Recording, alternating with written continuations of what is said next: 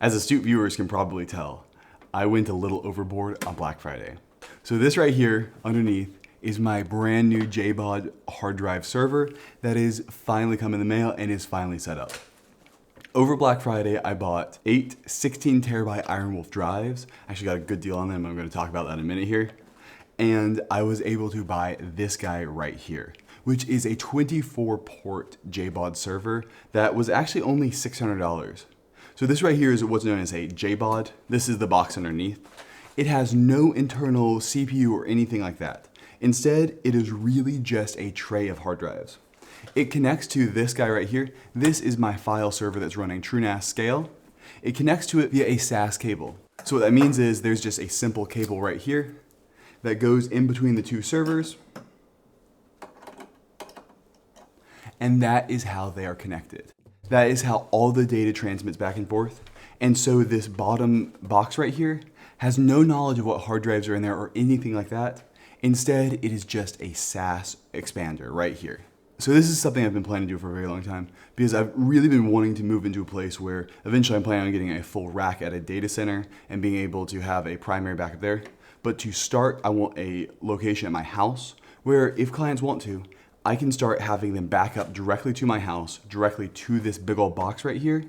And if anything happens to their primary server, be able to recover and rebuild their NAS and mail it off to them within 48 hours. That is the overall goal. And then while the NAS is rebuilding and shipping off, I'm also going to be able to have them where they can like, okay, I just need this file off the NAS, and basically have one place where I can go through and check it out. So that is the long-term plan. The other thing is, honestly, I've been running out of space for a very long time. So I've been running really low on space. And so I've finally just needed to go up to the next level. And this platform right here is going to give me essentially infinite expandability.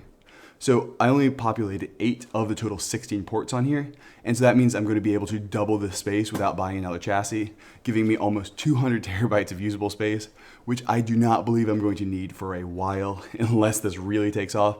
And then I am planning to buy one of those 75 drive rack units that you can just basically stack in as many drives as you want and building bigger and bigger volumes. But that is the overall plan for this. So the server on top right here is actually the server. This is the one with 24 SSD slots up front. It is something I've had for a while, and it has been running my video editing file server.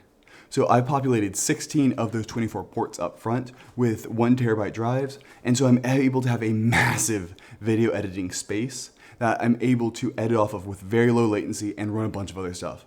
I also use this a lot for a test bed for clients ahead of time. So if I need to be setting something up for them and I need to be able to tell what kind of performance they can get and what kind of hardware to do, I'm able to at least like build out a point of concept here. And I've got enough space to really test things out and understand how it's going to work. And so that way I'm not like showing up to a very specific setup and not having a clue that it's not going to work. I can test it on my own and at my own time ahead of time and then show up and actually know what's going to happen, which is really crucial, especially when I'm on kind of edge cases of things I've not really dealt with before. It's a lot easier to be able to build it at home and know what's going on and then move it out.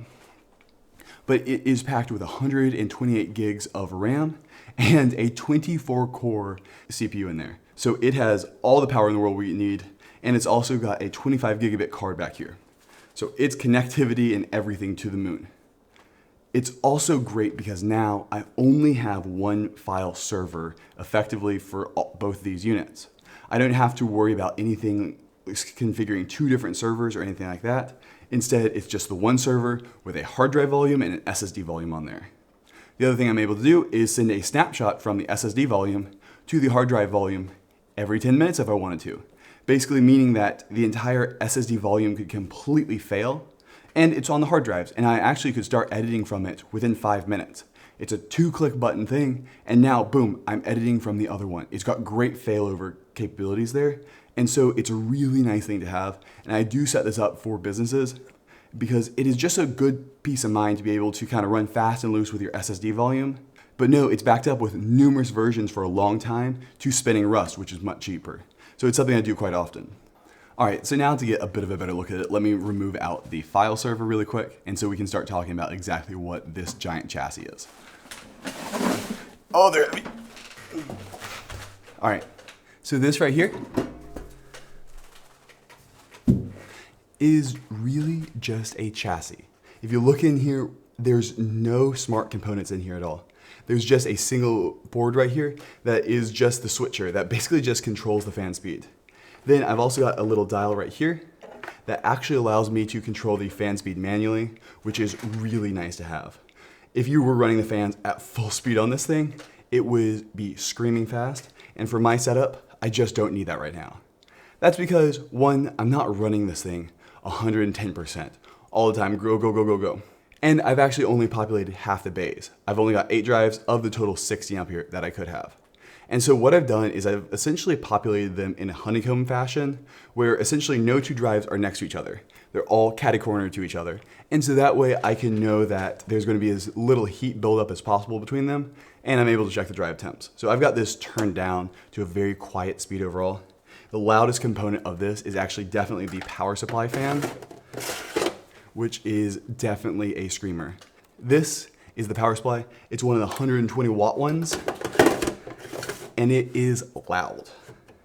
It's not horrible actually for power supplies as power supplies go. For specifically rack replaceable Supermicro power supplies, it's not nearly as bad as it could be, but it is the loudest component of it. So I'm actually planning on replacing this with a 920 watt super quiet version, and those are incredibly quiet. So I'm gonna replace it out with that, and so that should make this a lot quieter. As is, it's in the guest bedroom and the door's open, and it's really not that big of a deal in terms of noise. So first off, why did I buy a JBOD and not an entire another server? Funny enough, on eBay, a lot of the time, an entire server with a motherboard, CPU, and everything can actually be cheaper in the exact same format than a JBOD, even though the JBOD does not have any of those components and just has a cheap controller board and a SAS expander up front. So the reason I went out of my way to make sure it's a JBOD, which is just basically that hard drive disk shelf that essentially is just told whatever to do by the actual main file server, and not a file server in of itself, is I get to save a lot on power because I don't have 2 different CPU, motherboard, entire systems running. Instead, I really just have the power required to cool this thing and run the hard drives and then a little bit for the SAS expander. And I also get to simplify everything by a ton and really spec up one really powerful machine rather than 2 medium powered machines. So I can afford to put 128 gigs of RAM in one of these machines, but instead, I would have to put 64 gigs in each. So it's able to use everything a lot more efficiently, and it keeps setup so much faster. It's a lot easier to configure, and further, it's also going to be expandable even further out. So say we go like 5 years down the line, and I've already upgraded this thing again to fill up all 16 bays, and so now I'm running out of space. Hopefully that's a little while from now, but it can happen. If I was using a server for every single one of these, I would have to cluster them, which is just not efficient for my setup at all, and it's going to lead to errors. There's ways you can do it, but it is going to lead to errors unless you really spend the time to make sure you're doing it correctly. And even if you do it correctly, the majority of protocols you're using, like SMB, are going to be very, very, very slow over a clustered file system compared to if they were both on the exact same CPU. So I don't want to do clustering. So if I start running out of space in this thing, I can just buy an identical unit, slot it on top, and plug it into the main server again, and boom, now I've got another 16 bays to fill, and I can just essentially add the volumes together to be one big volume. That's just how ZFS works. ZFS also has atomic writes, which are really crucial. And so that's actually why I really want to be using ZFS for this, because I want to be able to stack multiple JBODs together, and I don't want the case where maybe one of the JBOD cable fails, maybe one of the JBODs fail halfway through a transfer, and the data is essentially written to half the JBODs, but not the other half.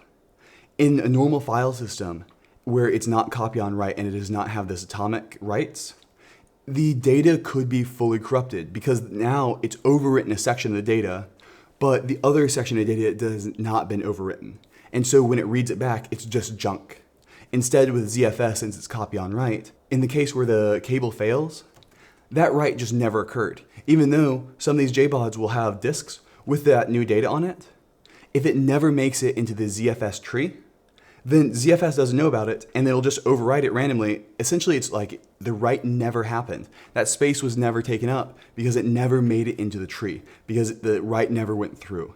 And so that's why it's really nice using ZFS for this, because you don't have to worry about, oh, a JBOD fails and now your thing's corrupted. For me, if a JBOD fails, okay, now I just gotta get it back online and it'll boot up, boom, perfectly synced without any worry. You don't have to FSDK. It will literally just handle everything for you, which is really nice.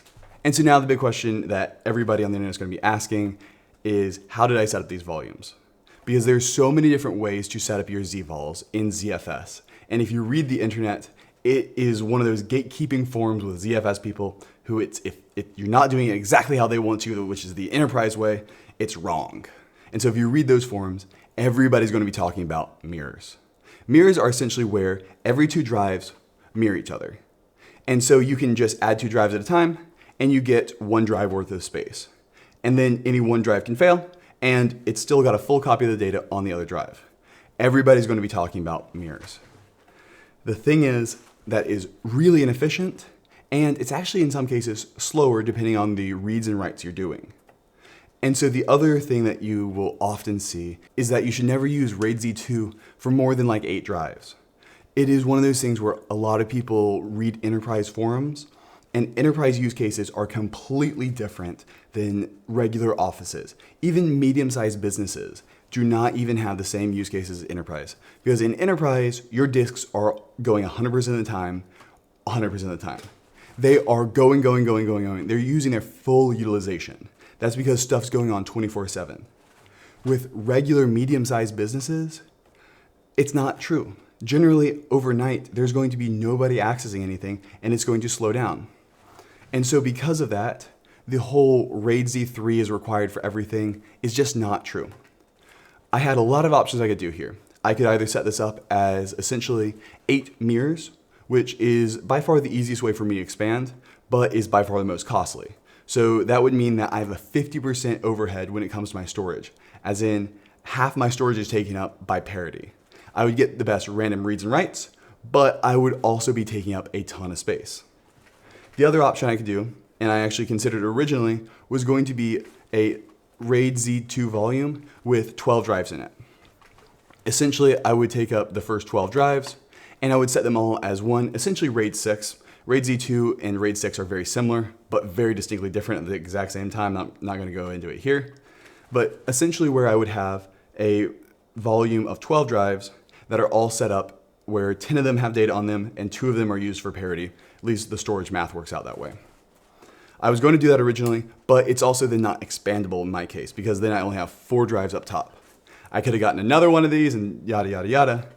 But instead I settled on a 2 RAID Z2 8 drive ZVols.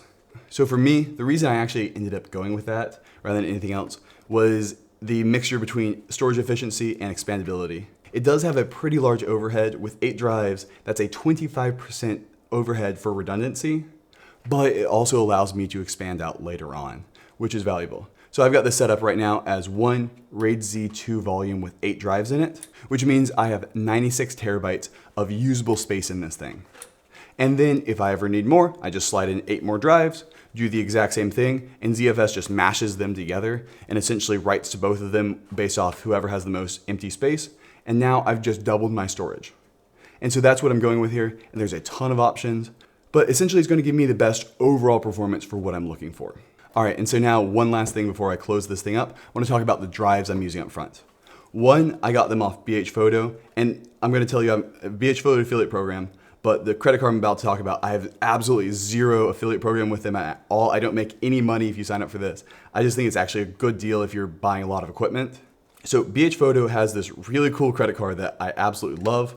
It's called the Payboo credit card, and I promise you I make no money from saying this at all. I just really like it. It is actually a card that its cash back is your state income tax. So I live in Huntsville, Alabama, which has a 9% sales tax. And so essentially this card gives me 9% cash back on every time I buy anything from BH Photo.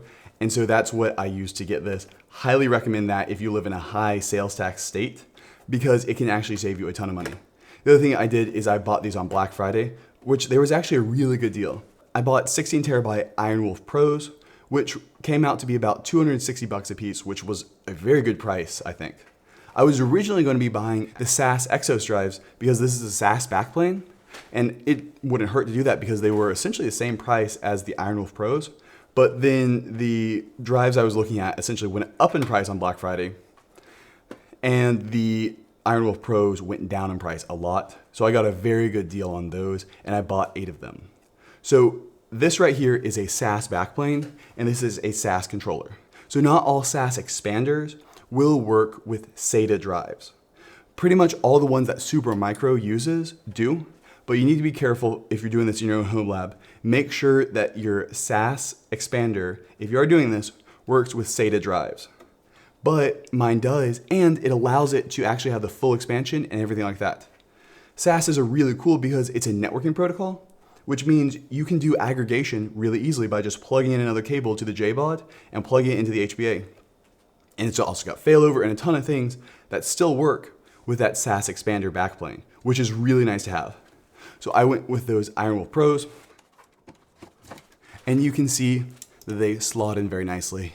One really annoying thing that Supermicro has on these trays, I like that they have had the same trays for essentially forever. Like Dell changes their trays pretty much every single generation to force you to buy the new ones. Supermicro does the opposite. I'm pretty sure that you could buy one from like 2010 and slot it in a server from today, and it's going to have the exact same tray. The one annoying thing is it's not toolless. Is every single one of these you got to put in 4 screws into it and slot it in there. But for the fact that it's so backwards compatible, I'm fine giving them that one. All right, so now with that out of the way, I'm going to throw this in the server room, get it back up and running, grab my laptop, and at least let you see the setup I've got on it. All right, so now I've got my TrueNAS SCALE booted back up, and we've got everything back in my rack over there. So now we can just go in and see my storage pool that I've set up, and you can see kind of how I've laid it out. By the way, these are TB, not terabytes. The only difference in between a TB and a terabyte is basically the question of, is it binary versus base 10? So essentially a TB is 1024 gigabytes, and a terabyte is 1000 gigabytes. Pretty much everything you've ever seen has been in gigabytes, not the tiny I, because it's a little bit more. And so manufacturers like to put it on there. And so most Windows and Mac OS machines automatically just report status in that, but more storage focused things do it in TB. It's up to you. It's just a unit. But that's what I've got set up. So you can see right here, I've kind of broken up the pool into a few different data sets within here. And I'm going to try to somewhat keep it organized. And that's one of the really nice things you can do with ZFS is just keep having child data sets on, going down as far as you'd like to. So right here, I've kind of got it set up as 3 different subsections. Actual data, backups of basically this guy right here. So if we look up snapshot backup right here, we can see that this is automatically sent over using a ZFS snapshot send to here. And so that means if my SSD pool ever goes offline for whatever reason, and I really need to start working again, I can just set this to be editable, and boom, I've got 0 downtime essentially, being able to start editing directly from the hard drives. Then I've also got backup, where I'm going to be backing up my tank FS01, that OG Synology, the DS1819 Plus. I'm going to be sending it here. So this is just going to be one big old repository where I can stick everything. Overall, I've also been very impressed by the speeds of this. So the easiest thing to do is we can just run a quick scrub here and see how fast the reads are. So this is basically as sequential as possible. So a scrub is essentially reading through every single megabyte on the entire file system that's actually data. And so it is the really easy way to tell, 1, if everything's hooked up correctly, and 2, essentially how fast your sequential reads can be. Because this is about as sequential as possible because it knows everything it's going to be reading. So now we can just go in and check out the pool. I really like Scale's new dashboard because it allows you to do a one-click filter on your disks. And another really important thing that we can do here is we can see the temperature. It's not reported yet because, well, we just started back up. But we're going to get the temperatures in a second here. And that's going to be really important because I have to make sure that these temperatures do not go too high. So I need to be checking in on these to make sure that the drives don't get too hot. And if they're getting too hot, all I have to do is basically turn that fan up manually that I've got that option for. But that does mean I have to do it. I'm not expecting it to be an issue just because I'm not hitting this thing too hard. And there's no drives actually next to each other. They're all basically in a quarter to each other. Nope, still no temperatures, but we should hopefully get some read speeds. So yeah, we are getting above 124 megabytes per second. Megabytes, I don't even know how to pronounce that, per second on each of the disks, which is great. The other thing that's useful to do is you can actually do a ZFS IO stat that will essentially tell you how many reads it's doing. So right now you can see right here, this tells us what it's doing sequentially right now. So that's actually lower than what I was seeing earlier. So the way I was testing this earlier was actually doing a ZFS snapshot send. So I sent my SSD editing side all the way to it for the very first time. And I was getting write speeds about 1.3 gigabytes per second, which is great. Anything over 1 gigabyte per second is awesome.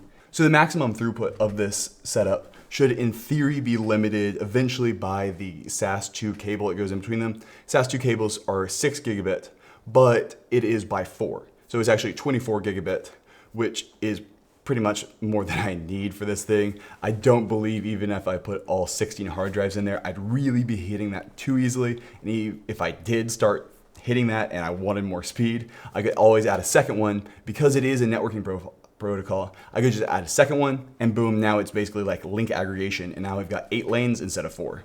But I'm not gonna need to do that. And so right now I'm pretty much maxing out the disks reasonably. Anything over 1.3 gigabytes per second is absolutely awesome. The read speeds are a little bit lower here. It might not be scrubbing at full speed. Not really sure why. It might be just having to read all that metadata. We can see what the CPU is doing. Yeah, it looks like we're actually maxing out the CPU in some cases, which is interesting. But we know that it is zooming on fast and everything's up and running. A scrub is a great way to do a really quick burn-in test and just see, hey, is everything working correctly? But overall, I'm really excited for this, and I'm really excited to start moving everything on over. There's so much stuff I'm gonna be able to do there, and essentially have a massive hard drive volume that later on is totally expandable. I'm not gonna have to go through and throw out the older hardware and buy new hardware to expand it out. I can literally just, well, one, double it today to get 200 terabytes usable, and then even further down the line, I can also just add another one of those shelves if it ever gets really out of control. So far, I've really been liking this thing, and it's been going great. Go and leave any other tutorials or anything you'd like me to look at on this system in the comments below, and have a good one. Bye.